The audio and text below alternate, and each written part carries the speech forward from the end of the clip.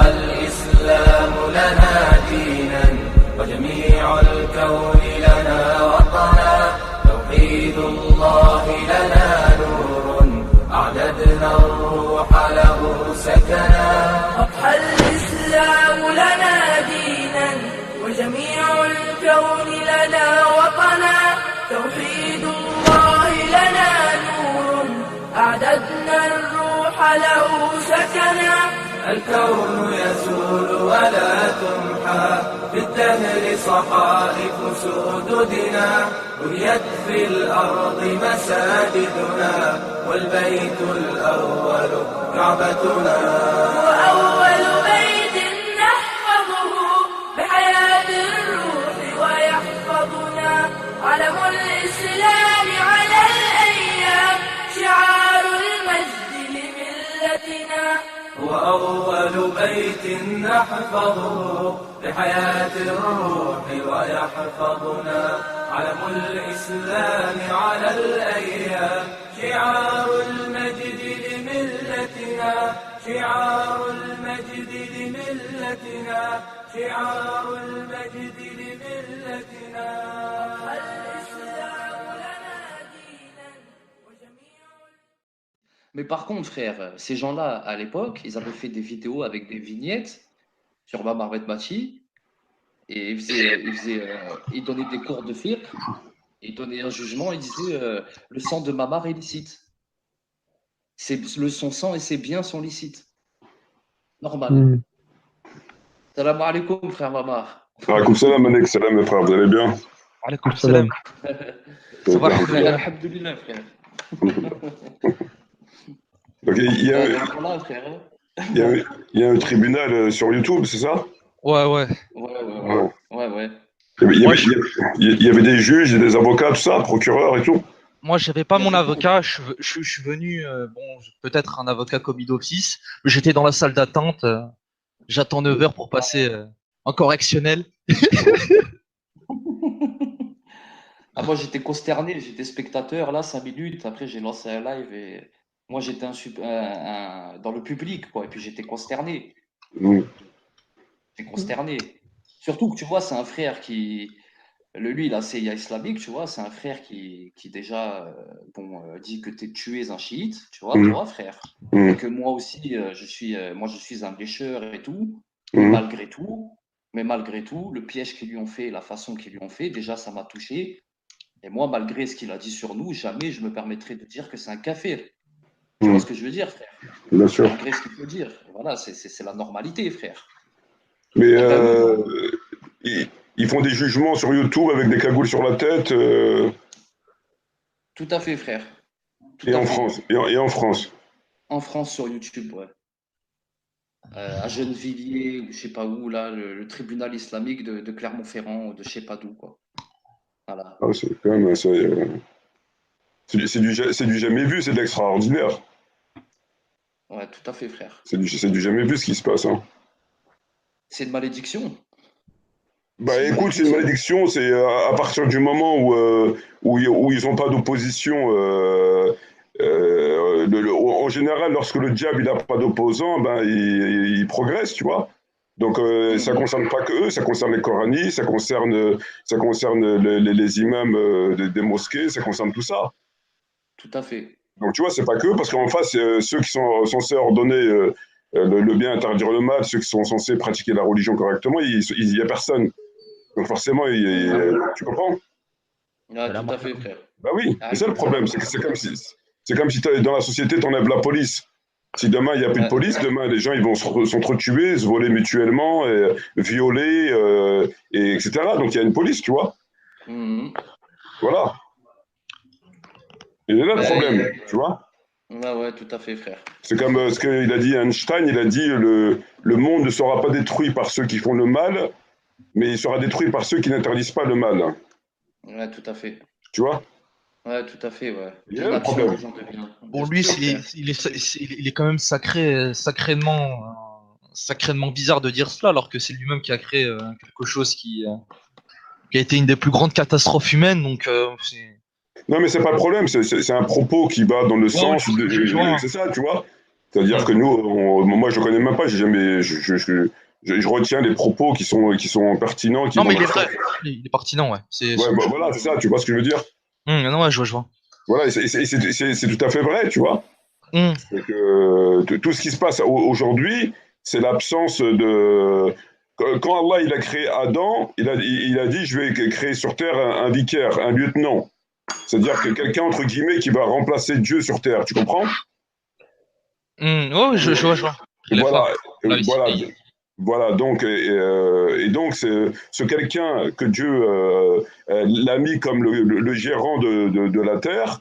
On l'appelle gérant, on l'appelle vicaire, on l'appelle calife, on l'appelle comme on voudra. En tout cas, l'autorité légitime dans la mesure où elle est désignée par Dieu et qui gouverne d'après la volonté de Dieu afin de maintenir la justice contre la corruption, etc.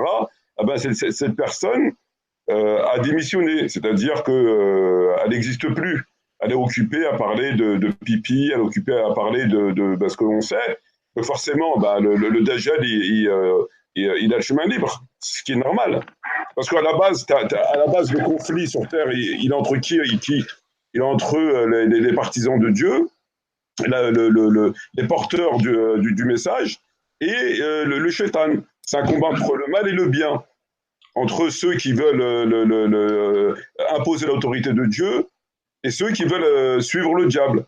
Et comme ceux qu'aujourd'hui, à qui Dieu donne la responsabilité de gérer la terre, il l'a donnée aux musulmans. Et aujourd'hui, ces mêmes musulmans, ben, ils n'existent plus parce qu'ils sont occupés à faire autre chose. Donc forcément, ben, le diable, lui, en face, il n'a plus d'adversaire. Il n'y a plus personne en face de lui. Donc d'où la corruption et ce qui se passe. Ce qui est normal. Comme tu vois les Tawarides, par exemple, on ne parle pas des Tawarides français, mais on va parler européens. On parle des Tawarides dans les pays maghrébins. Quand tu vois que les populations meurent de faim, la corruption, ils se payent des montres à des millions d'euros, ils ont de l'argent en Suisse, ils prostituent leur peuple, ils oppriment leur peuple et tout ce que tu veux. Eh ben, ces Tawarides-là le font grâce aux musulmans, grâce aux imams. Parce qu'à la base, c'est à l'imama, c'est à l'autorité religieuse de s'opposer à ces gens-là. Mais comme ces gens-là n'existent plus, donc ils sont même créés par eux, parce que c'est eux qui leur ont inventé cet islam. C'est eux qui leur ont inventé un islam sur mesure. Tu t'occupes de tes moutons et de chez toi, et tu me laisses faire mes affaires. Donc forcément, voilà, il n'y a plus personne. C'est ce qui est logique. Salam alaikum. Donc c'est normal. C'est tout à fait normal. Ouais. C'est tout à fait normal. Tout à fait normal. Il n'y a rien de plus normal de ce qui se passe. Comment tu expliques que des gens se permettent de faire de takfir à travers YouTube en portant une cagoule sur la tête, dont je suis persuadé qu'ils n'ont jamais lu aucun livre de leur vie, qui ne savent pas faire la distinction entre Bukhari et je ne sais pas moi, et qui se permettent de faire ce qu'ils font. Et faire le bordel et offenser les musulmans et tout ce que tu veux. Pourquoi? Parce qu'en face, il n'y a personne. Ils se croient. C'est surtout qu'ils se croient que ça résume à Tony Montana, c'est ça dans leur... Ils croient à rien du tout. Ces gens-là, il faut leur accorder aucune crédibilité, aucune circonstance atténuante. Il y a des gens où tu peux accorder une circonstance atténuante. Tu vas parler avec des gens, tu peux accorder, parce que tu penses que le mec il est sincère, tu lui accordes le bénéfice du doute en raison d'un certain nombre d'éléments. Mais il y a des gens, tu ne peux pas, si tu leur accordes le bénéfice du doute, tu contredis le Coran. Quand tu vois des chiméras ou ces gens-là, tu ne peux pas leur accorder le bénéfice du doute. Dieu te donne les preuves devant toi. Donc Dieu il te donne le bayen. À partir de là, tu es obligé de constater. Ces gens-là, ils croient rien du tout, ces gens-là. Ils sont pas là pour croire. Quelqu'un qui veut croire, il va étudier. Depuis quand on juge les gens sur Internet? Où c'est qu'on a vu ça? Quelqu'un de normal, il va pas faire une chaîne YouTube pour aller juger les musulmans sur Internet. Où c'est qu'on a vu ça? Tu connais pas son nom, tu sais pas s'il a une cagoule sur la tête, tu sais pas s'il est musulman, tu sais rien, puis il vient sur Internet, il va juger les gens. Toi, t'es musulman, toi, t'es qu'à faire. Comme il a fait l'autre, le pyjamiste, quand il est venu pour m'insulter, il a ouvert un compte spécialement pour moi. Son compte YouTube, que tu vois sur son compte YouTube, quand tu vois sur son compte... Non, lui, il est bien, lui, le petit script, il n'a rien à voir là-dedans, lui. Le pyjamiste, là, je sais pas comment il s'appelle, là. Hasni. Hasni, voilà. Tu vas sur Ah son ouais, compte, c'est quelqu'un qui est arrivé du jour au lendemain. Moi, je dis du jour au lendemain, c'est du jour au lendemain. Il a fait, allez, on va dire 30 vidéos. Sur 30 vidéos, tu en as 29 qui parlent sur moi. Et 29 qui font les takfirs, etc. Et à un moment donné, il faut se poser des questions. Tout à fait. Mhm. Ah, mais c'est un scandale. Ben oui. C'est un scandale.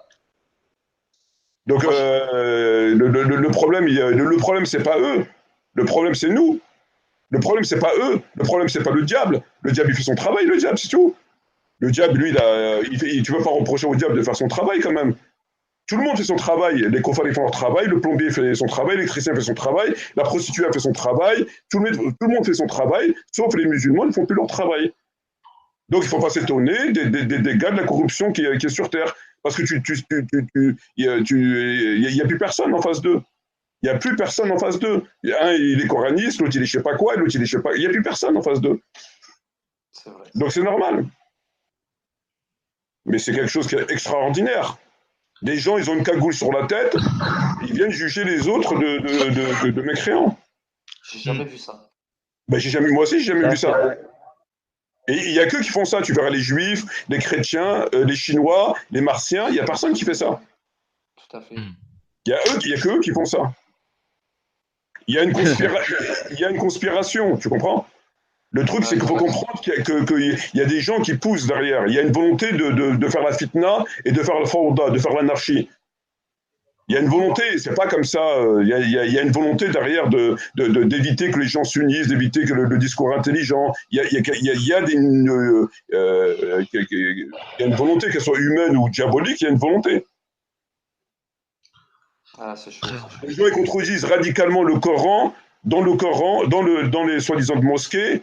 Ils contredisent ouvertement et au but de tout le monde la parole d'Allah, et ils jouent avec les versets, ils mentent sur le prophète, il n'y a personne qui dit rien. C'est vrai. Donc s'il y a une punition qui doit tomber, elle doit tomber d'abord sur les musulmans avant de tomber sur eux. Tout à fait. Mais surtout, Et les gens ne disent rien. Il y a un hadith dans le Bukhari où le prophète Mohammed sallam il dit le pervers voit ses péchés comme un détail. Donc nous, les gens qui font tous les kaba'ir et qui s'en soucient pas, ce sont des gens pervers. C'est pas des péchés qu'ils font, c'est des kaba'ir. Il te dit, il les voit comme un détail. Genre, il les voit comme un truc secondaire. Donc, on conclut que les musulmans de France sont des pervers. Puisque non seulement ils voient pas leurs péchés, mais ils voient les kaba'ir comme un détail. Parce qu'apparemment, ça ne dérange pas plus que ça. Et on parle pas des petits péchés, on parle des grands péchés. Et ils les voient comme un détail. Donc, si tu appliques la parole du prophète Mohammed sallam, tu te conclus qu'ils sont pervers, puisqu'ils voient leurs grands péchés comme un détail. Ou quand le prophète il dit les innovateurs sont les chiens de l'enfer. Donc eux, c'est des innovateurs, et nous, on suit des innovateurs. Donc on est les chiens des chiens de l'enfer. Et eux, c'est pire que des innovateurs, c'est carrément, ils ont dépassé les innovateurs. Il te dit les innovateurs sont les chiens de l'enfer. Eux, c'est pas des innovateurs, ils ont dépassé, il y a plus de... ils sont enfin, voilà, quoi. Donc,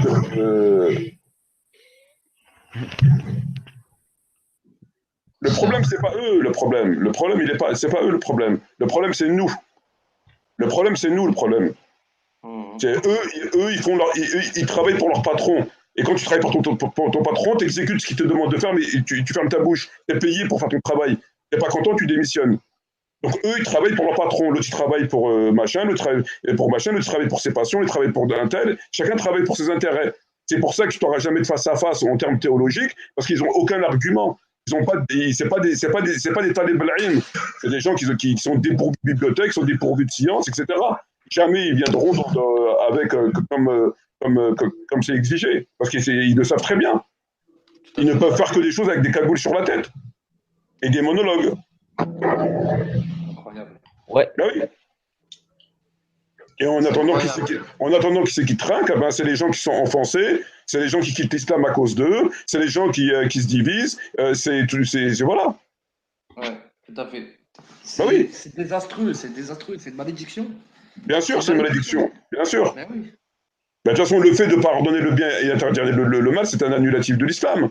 C'est vrai. Ben alors, donc, comme comme Sofiane El-Saouri il a dit si je vois une chose blâmable et je l'interdis pas, c'est comme si je vomissais mes boyaux. C'est comme si je pissais le sang. Ordonner le bien, interdire le mal, c'est écrit clairement à plusieurs reprises dans le Coran et dans les hadiths. Oui, tout à fait. Donc, est-ce qu'il est fait? C'est pas fait. Qui aujourd'hui ordonne le bien, interdire le blâme? Personne. Et pourtant, c'est comme la prière, c'est comme la zakat, ça fait partie de ce pourquoi tu es sur terre. Ça fait partie de ce pourquoi tu vas t'interroger. Ben, personne ne le fait. Donc forcément, tu ne le fais pas, il ne faut pas t'étonner des conséquences. Je te dis, le meilleur d'entre eux, c'est celui qui va dire « t'as vu ». Ouais. Voilà, ça c'est le meilleur d'entre eux. C'est « t'as vu ». Voilà, t'as vu. Tu vois? Ils font de mal à personne, on va dire, entre guillemets. Ouais. C'est chaud. Comme ça, hein, sans pitié. Hein. Ah oui. Ils l'ont attrapé, il est venu. Miskin, il a voulu citer des versets du Coran. Moi, je suis arrivé à ce moment-là. Et l'autre en face, il lui a dit, on ne fait pas de théologie ici. T'es un murtad, t'es un kafir. Mais tu parles de CIA islamique? Oui, CIA islamique, ouais. Ben, c'est lui qui faisait des caravanes, soi-disant, pour venir sauter mes comptes. Bien sûr. Voilà, tout à fait. Tu vois? Voilà. Mais lui, frère, nous, malgré ce qu'il a fait et tout, machin, jamais on aurait fait un tribunal pour dire t'es un kafir. Tu vois? Mais tu sais, Malik, je vais te dire un truc. Il ne faut pas avoir de proximité avec eux. Non, mais oui. Voilà, que ce soit avec l'un ou avec l'autre, bien sûr, nous, on respecte les règles du combat.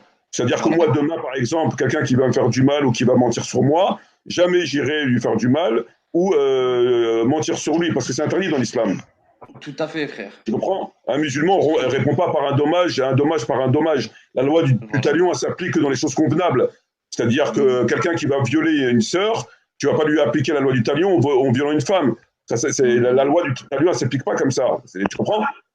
Bien sûr, frère. Il tue des enfants, donc toi tu vas tuer des enfants. Ce qui est interdit dans l'islam, il est interdit. Voilà, c'est comme ça. Il n'y a pas de talion dans les choses blâmables, des choses qui sont interdites par Dieu.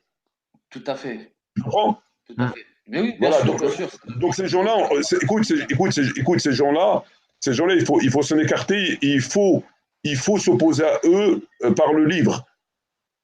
Et par le livre, ça veut dire tout. Ça veut dire l'unité, l'union, le travail, la science, etc., etc. Il n'y a pas que eux, il y en a beaucoup. Il y a que ça sur Internet. Il n'y a que ça sur Internet. Il y a que ça.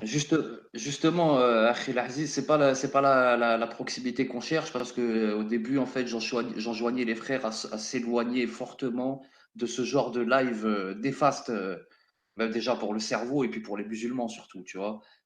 Et Malik, tu vas de l'ouest à l'est, du sud au nord, t'as que des vendus, t'as que des hérétiques, t'as que des hypocrites, t'as que des tarés, etc. Tu vas dans les mosquées, voilà ce qui se passe. Tu vas là-bas, voilà ce qui se passe. Tu vas là-bas, voilà ce qui se passe. Il n'y a que ça. C'est impressionnant. Il n'y a que ça. J'arrive encore à être choqué, c'est quand même grave. Hein. J'arrive encore à être choqué. Il n'y a que ça. Il n'y a que ça. Je suis désolé, il n'y a que ça. Tribunal en live sur YouTube, on va où, frère? Bah oui, mais l'autre, ils l'ont fait avant. Il y en a eu d'autres avant. Je te rappelle, il a fait des vidéos, il a jugé, on a jugé que c'est un kafir, machin, son sang et ses biens sont licites, etc. Tu te rends compte? Oui, tout à fait. Mais oui. Le mec, écoute, le mec, il est potentiellement kafir de par l'intégralité du Coran, le fait d'être chez les koufars, de travailler. Tout ça, c'est des adjectifs de l'islam. Tu peux pas faire la distinction, entre tahakkum et comment ça s'appelle, et le fait d'être un allié indirect du système voilà, exactement.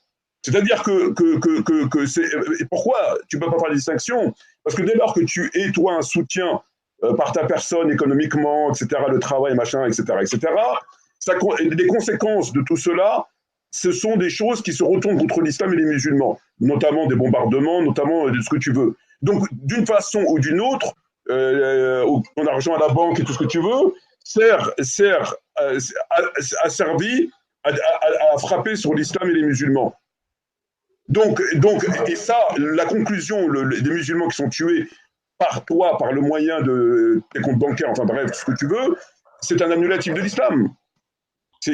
Parce que ça a conduit à la mort des musulmans. Et tu sais que ce que tu fais, ton aide économique, ton aide de ton travail, va conduire à la fortification, etc. Le fait d'être un allié et d'être un soutien, c'est un annulatif de l'islam. Le fait de ta simple présence ici, c'est un annulatif de l'islam, parce que le prophète dit « je me désavoue de toi ». Le prophète, c'est désavoue de toi et c'est désavoue de moi. C'est ce qu'il a dit, je me désavoue de tout musulman. Donc, il y a des annulatifs de l'islam, on a plein. La conséquence de ça entraîne beaucoup d'annulatifs de l'islam. Entraîne beaucoup, il y en a plein. Donc, tu ne peux pas faire la distinction entre ça et dire non, mais ça, c'est autre chose. Mais tahakkoum, du fait que tu demandes le jugement à un tarout, là, c'est vraiment un annulatif. C'est pareil. C'est tout à fait la même chose, parce que ça conduit à la même chose. Sauf que, peut-être que celui qui a fait tahakkoum, dans la mesure où il l'a fait dans la contrainte, et dans la mesure où il a un combat à son actif, et qu'il ne croit pas au jugement, mais parce qu'il est obligé, etc., ah ben lui, il n'y a pas de takfir sur lui. Pourquoi? Parce qu'il y a des choses en sa faveur qui expliquent le pourquoi du comment, alors que l'autre, il n'y a rien. Et que par ailleurs, évidemment, il fait comme tout le monde tahakkoum. Parce que sors-moi un musulman en France qui n'a pas été au commissariat pour l'assurance, je ne sais pas quoi, est-ce que tu voudras. Ça, c'est pas vrai. Le tahakkoum, on l'a entendu en France que lorsqu'il s'agissait de m'attaquer. C'est vrai. Il te sort des choses exprès pour les besoins de leur trafic. Mais avant ça, il n'y a pas de tahakkoum, et après ça, il n'y a pas de tahakkoum. Il n'y a qu'un individu qui a fait tahakkoum dans le monde universel, c'est Maître Mati Mamar. Il n'y a pas de tahakkoum en France, les musulmans ne font pas tahakkoum, ils n'ont jamais fait tahakkoum. Dans les tribunaux, quand tu vas finir de payer, il n'y a pas. Tu comprends? Ouais, tout à fait. Tu vois? Mais là, tu ne peux pas évoluer avec des gens comme ça. Tu peux pas. Dans 1500 ans, tu es encore au même endroit. Tu peux rien faire avec tu peux rien faire. Tu peux pas, Dieu déteste ce genre d'inarcumène. Tu peux rien faire. Il vaut mieux. Écoute, dans le Coran, qu'est-ce qu'il te dit Allah dans le Coran? Dans le Coran, il te dit Allah n'aime pas la corruption. Ok? Allah n'aime pas la corruption. Ne se met pas la corruption sur terre. La corruption, c'est quoi? La corruption, c'est ce que nous vivons aujourd'hui. C'est-à-dire que malgré qu'on ramasse les poubelles, comme il dit Rachid Abou Daïfa, et la poubelle, elle est à sa place, on ramasse les poubelles, on balaye les rues, pour lui, il n'y a pas de corruption, parce qu'on ramasse les poubelles. Mais la corruption, en termes de viol, en termes de drogue, en termes d'alcool, et les morts qui sont occasionnés par le système, etc., il y a des millions de morts tous les ans. La corruption, elle est en train de faire un carton. Regarde, Muammar. Juste termine. Vas-y, bismillah. Juste termine ma phrase. Et donc la corruption, elle est là, quoi. Et la corruption que Allah condamne, elle est là. Mais il peut y avoir pire que ça. C'est-à-dire que si toi, tu te bats aujourd'hui contre l'injustice et la corruption, mais qui finalement, après eux, tu vas faire pire que ça en allant tuer des musulmans, il vaut mieux accepter cette corruption-là que la corruption qui peut être pire. Et avec ces gens-là, évidemment, que si le pouvoir tombe entre leurs mains d'une façon, je ne sais pas comment, bah, tu peux t'attendre au pire. Ça va être pire que la corruption que l'on connaît. C'est-à-dire que si tu veux te battre et te lever contre la corruption, c'est ce qui est dans une obligation, tu dois t'assurer que c'est pour combattre la corruption, c'est pas pour faire pire. Et ces gens qui parlent de ça, ils vont faire pire demain. Ils vont faire pire. Le constat est encore une fois catastrophique entre l'inaction des gens de bien, parce que c'est bien de ça qu'il s'agit, entre l'inaction des gens de bien concernant ceux qui représentent les institutions hypocrito-laïques, entre l'inaction des gens de bien sur ceux qui font des tribunaux en étant cagoulés et aussi l'inaction des gens de bien contre justement le tarout, quelles que soient ses formes, et l'injustice et la perversité sous toutes ses formes, il est clair et net et précis, après tous les propos des frères, que l'inaction de bien conduit à l'expansion du mal, tout simplement, et qu'il est clair que cela est en grande partie, et même à 95% de notre faute, puisque normalement c'est de notre responsabilité, et c'est le Coran qui le dit. C'est Allah qui le dit, du haut de ses cieux. Évidemment. Pourquoi regarde, avec le prophète Mohammed sallam, malgré les faibles moyens qu'ils avaient et les compagnons après, regarde l'expansion de l'islam. Même les koufars, ils reconnaissent que c'est quelque chose qui a été fulgurant, ils ne comprennent pas comment ils ont fait.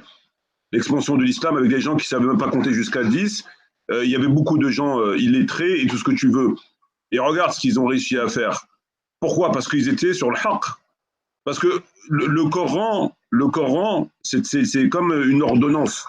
C'est comme quand tu vas voir un docteur et tu es malade et que le docteur te dit voilà, il faut faire comme ça, comme ça, comme ça. Le Coran, c'est des prescriptions, c'est une direction, c'est une lumière. C'est lui qui te dit comment tu règles le problème. C'est comme les peines corporelles. S'il te dit 80 coups de fouet, il t'a pas dit 81, il t'a pas dit 79, c'est qu'il y a des raisons. Donc maintenant, si tu veux revenir au haqq, il faut que tu reviennes au Coran. Et si tu reviens au Coran, il t'a le remède des problèmes. Il faut les appliquer. Maintenant, si tu ne les appliques pas, il est évident que tu vas aller nulle part. C'est tout à fait logique que tu vas aller absolument nulle part. Et malheureusement pour nous, c'est que nous, on ne les applique pas. C'est qu'on laisse faire. On laisse faire. Quand tu vois tout ça et que tu vois il n'y a pas de réaction, quand tu vois, je te donne deux exemples. Tu vois, Rachid Abou Daifa, il avait une vidéo, et dans la vidéo, il prend des valeurs islamiques, et d'ailleurs on en parlait il n'y a pas très longtemps des valeurs islamiques que les Koufars récupèrent, et que c'est pour ça que leur société est devenue attrayante. Il prend comment ça s'appelle, il prend des valeurs qui sont coraniques dans le Coran, et dans les hadiths, donc des choses qui sont de chez nous à la base. C'est des valeurs que nous on a, parce que c'est le Coran, donc c'est nous qu'on les a. On les a bien avant eux. Et il les prend pour les instrumentaliser en faveur de la société qui n'est pas la non musulmane. Oui. C'est-à-dire qu'il dit aux gens, voilà, on dit un travail d'arabe, voilà, le Coran l'a dit, nanani, patati, patata, le prophète il a dit patata, et puis la conclusion, la morale de son fraîche, c'est il dit aux musulmans, soyez de bons ouvriers. C'est-à-dire que servez bien comme il faut la France, ramassez bien les poubelles, quand vous travaillez chez Renault, faites en sorte d'arriver à l'heure, etc. Donc il a pris des choses qui sont dans le Coran pour les musulmans, dans l'intérêt de l'islam et des musulmans, mais les a appliquées au diable. Et Ismaël Mounir, c'est ce qu'il a fait. Quand il prend le verset malheur aux fraudeurs dans sa vidéo, les racailles musulmans, je ne sais pas quelle vidéo, là, je ne me souviens plus du titre, et sa vidéo, c'est le même principe. Il a pris le verset 1 de la sourate les fraudeurs, et qui dit malheur aux fraudeurs. Il dit, voilà, le Coran, il a dit malheur aux fraudeurs. Alors, il parle des fraudes de la RATP, de la CNCF, ou je ne sais pas ce qu'il raconte. Et donc, il dit finalement aux musulmans, arrêtez de frauder, Allah a dit, Allah a dit. Mais ça, ce sont des choses qui concernent les musulmans. Ce sont des valeurs que Allah appelle les musulmans à respecter pour eux-mêmes. Tu ne peux pas sortir des règles du Coran et les appliquer dans une société qui elle-même est basée sur le mensonge, l'injustice et la désobéissance à Allah et tout ce que tu veux. C'est très grave.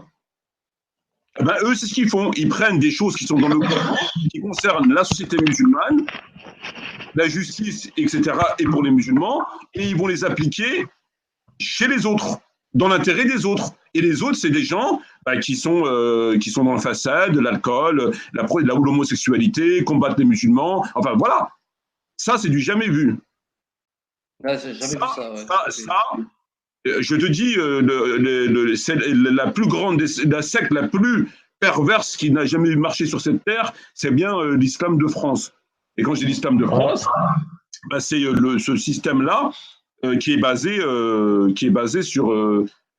En fait, c'est une chose qui a été créée, en fait. Oui. La présence de l'islam de France, c'est quelque chose qui n'a pas d'origine légale. C'est quelque chose qui a été créé de pure pièce. Tout à fait, ouais. On a créé, on a inventé. Oui, mais inventé, mais ça, mais bien évidemment, après, si on remarque, on voit l'avenir, c'est l'embourgeoisement de l'islam de France, c'est pour moi un embourgeoisement. Les gens vont devenir extrêmement riches, n'ayant plus de valeur telles qu'on les connaît aujourd'hui, ou en ayant, je dirais, cette pensée, ils n'auront plus ce genre de choses-là. Et aujourd'hui, il y a un choix à faire. Il y a un choix entre choisir sur quelle chose vous allez vous tourner. Une où ça va être très difficile, mais si Allah nous le permet, on réussira et on aura préservé le haqq dans notre cœur déjà en premier temps, au sein de notre famille, et puis après en public. Et puis voilà, et puis l'inverse, voilà. Il y a toutes ces choses-là. Moi je le vois depuis quelques années. bien que je suis assez jeune, j'ai pas l'expérience de Ma'amar, mais aujourd'hui, il est parfaitement clair que c'est l'embourgeoisement de la communauté musulmane qui aujourd'hui est proposé, qui est assez subtil. C'est le plaisir, c'est la luxure, c'est toutes ces choses-là. Ouais. C'est bref.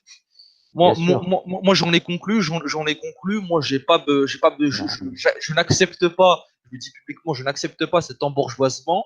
Je préfère avoir même 1 euro en poche, bien que ça va être difficile ou c'est difficile. Ça, je le comprends bien. Mais bon, je pense que vous arrivez à me comprendre que lorsque je dis ça, que d'être vendu comme ça, tu vois. Pour te dire, pendant la guerre, on va prendre un exemple pendant la Seconde Guerre mondiale, les traîtres américains qui donnaient des informations aux Japonais, ils avaient des maisons, mais des maisons de luxe, tu vois. Bah, c'est exactement la même chose aujourd'hui avec les musulmans. C'est que aujourd'hui, si tu craches sur la religion musulmane et de surcroît, tu es un ex-musulman, c'est le principal. Tu auras tout qui sera ouvert à toi. Et puis voilà, donc voilà, c'est le combat, ça, c'est un combat qui se fait sur la longueur. Et puis voilà, puis voilà, moi je pourrais pas trop ajouter parce que personnellement, après, ça tourne trop en rond, trop en rond. Mais c'est bien il faut le redire, on est dans l'obligation, malheureusement. Malik, je peux mettre un mot, s'il te plaît? Barakallahu fik. Vas-y, frère, je t'en prie. Tafaddal. Vas-y. Ouais, oui, c'est vrai que cet islam de France est en corrélation avec ouais, comme j'ai pu dire hier, avec la modernité. Oui, c'est vrai. Pour moi, c'est pas le vrai islam. Dans les prêches du vendredi, c'est toujours les câlins, les bisous, aimez-vous, respectez-vous. Ou à la limite, le terrorisme, c'est mal, ça n'a rien à voir avec l'islam. C'est pas l'islam, c'est pas l'islam. À chaque fois, ils parlent de ça. C'est vrai, hein. C'est vrai, oui. Je me trompe, Marmar? Non, mais en fait, c'est pas que la question des prêches, parce que tu peux très bien être sur une terre islamique et que la charia est appliquée, que le prêche il est donné par un sultan ou un gouverneur qui est pervers et qui demande. Ça peut arriver. C'est pas une question de prêche. Le prêche, encore, il faut faire la distinction entre les conséquences et le socle et la base.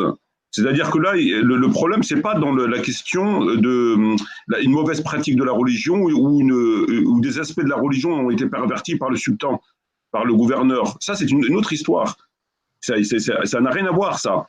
Ça n'a absolument rien à voir. Ces mosquées, quand c'est ce cas-là, tu peux les fréquenter et tu peux même prier derrière l'imam.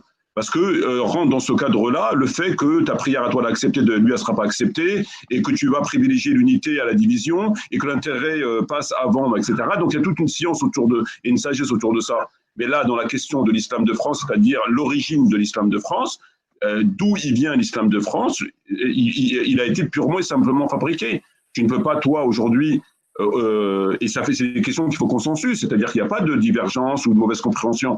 Tu ne peux pas, toi, venir fabriquer des mosquées, Beit Allah, sur un territoire qui est celui qu'on connaît, qui est considéré par le Coran, la Sunna, les juristes, comme un territoire non islamique et par conséquent s'applique à ce territoire un certain nombre de règles et de lois. Le simple fait d'y résider, à part évidemment par des dérogations, que certains savants divergent selon les époques, etc., mais ils sont très durs là-dessus, tu es forcément apostat, et qu'on construit des mosquées pour finalement te dire, écoute, bienvenue, tu es chez toi, on va donner des petites mosquées, on va donner des petits imams, on va donner de la viande halal, on va donner des petits carrés musulmans, quand tu crèves, on te mettra dedans, et on va te donner de la viande halal, et puis voilà, tu as ton islam, mon frère, alléluia, et voilà, ça sort d'où, ça?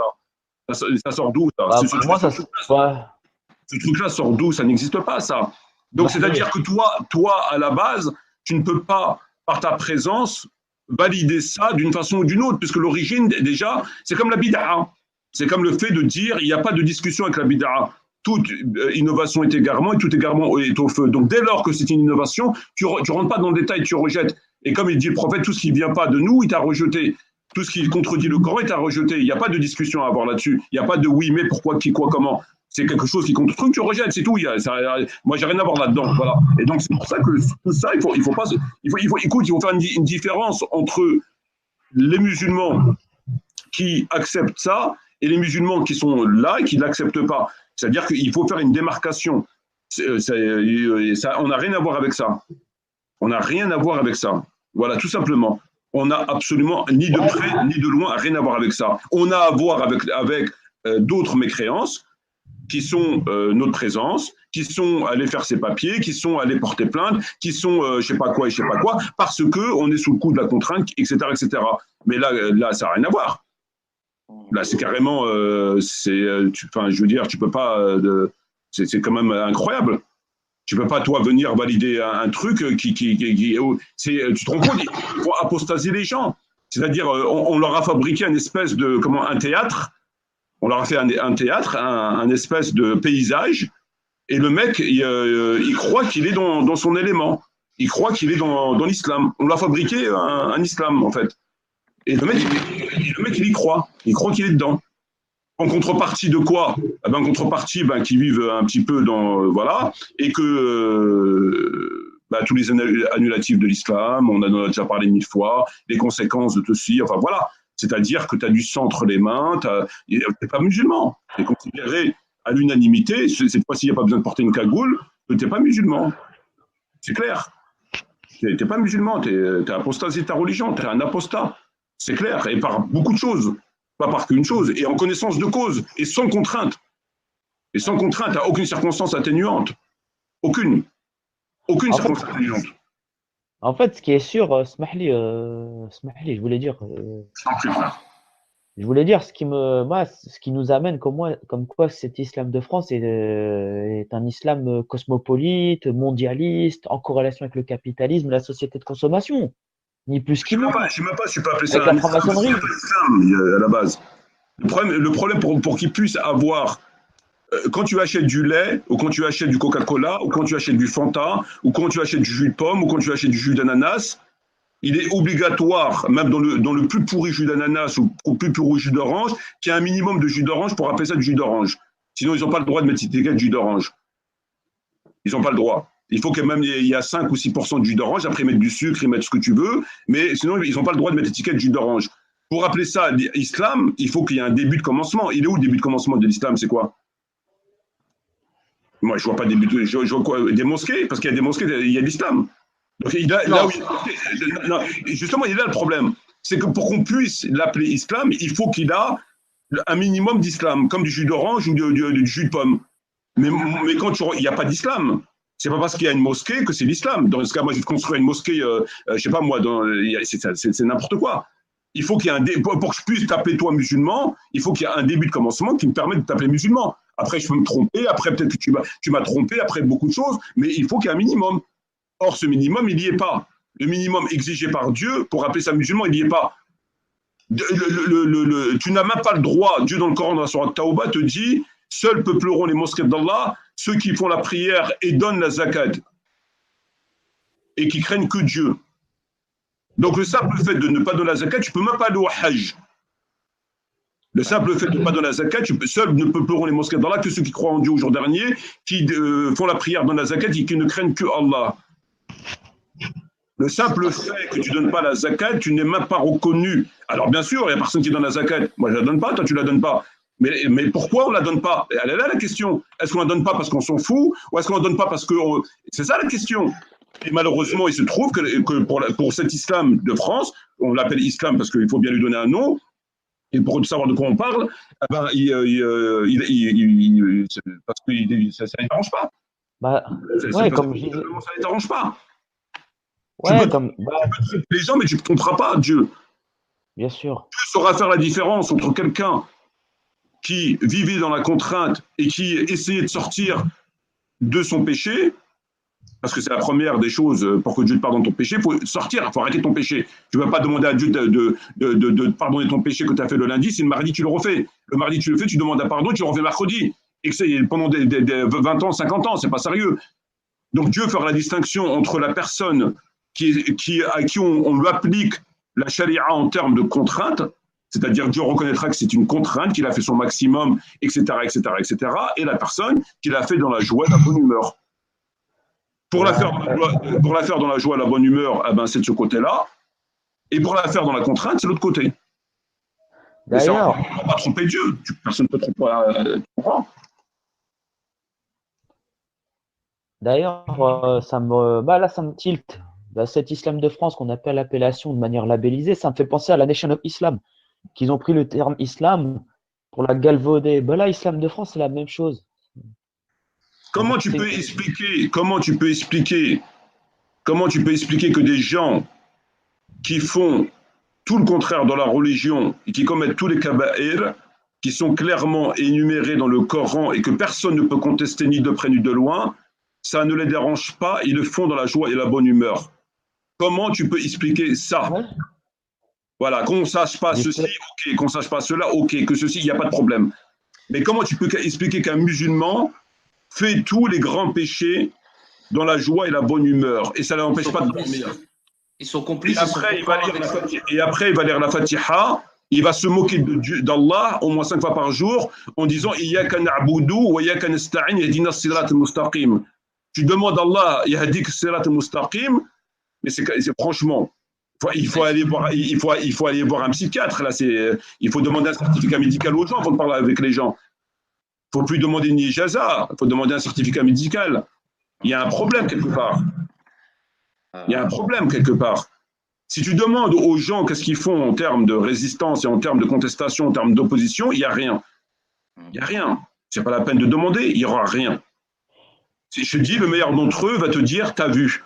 Et hier, j'ai posté 5 statuts sur mon Facebook, t'as vu. Et c'est comme ça tous les jours, toutes les années, jusqu'à ce qu'ils crèvent. T'as vu.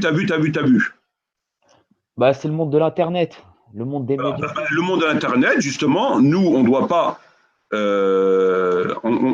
doit pas tomber dans le piège de Shaitan en suivant ce troupeau-là. Et à un moment donné, il faut dire stop. Il faut dire stop, ça suffit. Moi, je vais mourir. La vie, elle passe vite. Quand on meurt, on ne revient pas. Il n'y a pas deuxième chance. Le temps, il passe vite. Dieu, le temps qu'il nous a accordé, il est très court. Noé, alayhi salam, il a vécu 950 ans et il est mort. Et quand Jibril, alayhi salam, dans le livre Kaz al-Amal, il lui a demandé, toi, tu es le prophète de Dieu, tu as vécu le plein temps, peux-tu nous dire comment tu as ressenti ta vie? Il a dit, c'est comme si je suis rentré dans une porte, j'ai traversé la pièce et je suis sorti de l'autre porte. Il a vécu 950 ans. Et nous, aujourd'hui, on dit 60 ans, 70 ans, 80 ans. Dieu t'a donné un laps de temps. Il y a un sablier qui coule et tu dis, voilà, je t'ai donné un laps de temps. Fais-en bon usage. Je te dis, fais-en bon usage. Une fois que ce laps de temps est écoulé et que tu meurs, tu ne reviendras plus. On ne risque pas de te croiser au McDonald's le lendemain. C'est fini pour toi. Et là, tu vas faire tes comptes. Donc ça, il faut bien prendre conscience que ce n'est pas un jeu et que ta place dans le Qiyamah, c'est définitif. Il n'y a pas de deuxième chance, il n'y a pas de rattrapage, il n'y a pas tu reviens, c'est fini. Donc si le peu de temps que Dieu t'a donné, tu vas le gaspiller toi avec des juges sur Internet, et avec des cagoules sur la tête et avec je sais pas quoi, tu sais, ils ont quand même réussi, c'est quand même fort ce qu'ils font, parce qu'ils sont forts, ils sont très forts. Ils arrivent. En fait, l'islam de France, il a après la génération de nos parents, en fait, la génération de nos parents, il n'y avait pas besoin de fabriquer un faux islam. Parce que nos parents, quand ils sont venus, ils sont venus en sachant qu'ils n'étaient pas chez eux, et ils avaient encore cet honneur et cette intelligence et cette sincérité de dire on n'est pas chez nous, et donc par conséquent, on ne va pas se la ramener, on fait ce qu'on a à faire et on rentre chez nous. Donc ça, ils arrivaient encore à distinguer leur pays, leurs origines et leur religion avec là où ils étaient. Donc ça, il n'y avait pas besoin de leur fabriquer un faux islam parce qu'eux-mêmes, il n'y avait pas besoin de leur mentir. Parce qu'eux-mêmes, ils savaient qui ils étaient, ils savaient pourquoi ils étaient là. Donc il n'y avait pas de problème. Après est venue la génération des gens qui ont commencé un petit peu à lire. C'est-à-dire des gens, les librairies ils ont commencé à naître un petit peu, etc. Et donc il y a eu quand même la naissance de ce qu'on appelle l'islam politique. C'est-à-dire ce qu'on appelle aujourd'hui communément les islamistes. Parce que la distinction dans le dictionnaire entre un musulman et un islamiste, c'est que l'islamiste, c'est un musulman qui fait de la politique, et un musulman, il ne fait pas de politique. C'est comme ça, un islamiste. Donc moi, je suis islamiste parce que je fais de la politique, mais si toi, tu ne fais pas de la politique, tu es comme Rachid Abou Daifa, ils vont dire que tu es un musulman. Bon, alors qu'un musulman, c'est forcément un islamiste. Le prophète était un islamiste, il disait, bon, voilà. Et ils se sont dit, bon, ils se sont dit, avec eux, on a un problème avec ces gens-là. Pourquoi? Parce qu'ils commencent à lire, ils commencent à apprendre, ils voient que l'islam ne s'arrête pas à 3-4 trucs, et c'est pas bon. Donc, il va falloir gérer ces gens-là. Parce que la nature a horreur du vide, et s'il y a des gens qui commencent à leur montrer, etc., c'est pas bon. Donc, ils ont fabriqué une fausse instance qui s'appelle l'OIF. Donc, selon les sondages des livres que j'ai, il y a à peine 12% des musulmans qui se reconnaissent dans leur bordel. Bref, qui ne sert absolument à rien. Elle ne sert à rien en termes pratiques, mais elle sert à quelque chose en termes psychologiques. En d'autres termes, au niveau de la pratique, il n'y a personne qui fait l'OIF, etc. Il n'y a personne. Et d'ailleurs, eux-mêmes, ils ne donnent pas d'injonction en termes de pratiques religieuses. Ils ne cherchent pas à faire ils cherchent pas à orienter les musulmans de façon concrète sur le terrain. Ils arrivent une fois par an avec leur bourget, machin, etc. Bon, donc eux-mêmes, ils n'ont pas vocation à te manipuler de façon matérielle. Mais ils ont pour vocation de te manipuler de façon psychologique. C'est-à-dire, le simple fait qu'il y a une instance musulmane, tu as l'impression qu'il y a une autorité au-dessus de nous. Et donc, ça permet aux autorités de faire exprès de discuter avec une autorité qui nous représente. C'est exprès, c'est psychologique. Genre, il y a une autorité qui les représente, on discute avec eux. Et là, ils ont mis des gens, donc Tariq Ramadan, Hassani Hussein, et ils ont réussi pendant 30 ans à faire en sorte que les gens réagissent pas. C'est-à-dire qu'ils leur ont fait des discours d'intégration, des discours que l'on connaît, et ça a marché. C'est-à-dire que les gens sont tombés dans le panneau en pensant que l'islam, c'était l'intégration, la laïcité, tout ce que tu veux. Ça a marché pendant environ 30 ans. Mais plus ça avance et plus ils ont du mal. Parce qu'entre-temps, il y a eu la naissance d'Internet. Et donc, la naissance d'Internet, ça a donné la possibilité à des gens qui ont été boycottés de se faire connaître et de dire, voilà, c'est pas comme ça que ça fonctionne. Il y a eu des mouvements islamistes à travers le monde. Donc, il y a eu une jonction de ces événements qui a donné une poussée à l'islam politique et aux islamistes, aux musulmans politiques. Et donc là, en fait, si tu préfères, ils ont davantage de complications. Mais ils arrivent à renouveler leur garde-robe en te ramenant tout le temps des nouvelles personnes. Donc maintenant, comme les autres, ils sont révolus, ils sont grillés, ils sont révolus, ils te ramènent des nouveaux, ils te ramènent des Marwan, des nouvelles personnes qui, eux, remettent une pièce dans la machine pour repartir pour un tour de piste.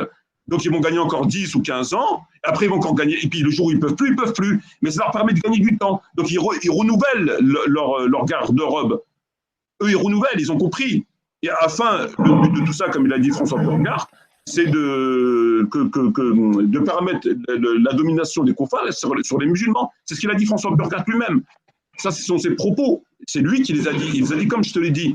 Il a dit, le problème, c'est qu'on a trop imposé aux musulmans de France des musulmans qui ne sont pas musulmans, et que pour permettre la domination des non-musulmans sur les musulmans, et que ça ne marche plus maintenant. C'est-à-dire que les musulmans se sont rendus compte de la supercherie. Donc, il a dit, en gros, il faut ramener des musulmans un peu plus musulmans, mais qui sont vendus. Tu vois, qui vont tenir un discours un peu plus machin, mais qui sont quand même vendus. Oui, mais ils ont un discours un peu plus, genre, pas trop carpette, quoi. Tu vois, pas trop genre. C'est la mise à jour, quoi. Voilà, exactement. Et c'est parti pour 100 ans. وجميع الكون لنا وطنا توحيد الله لنا نور أعددنا الروح له سكنا وأول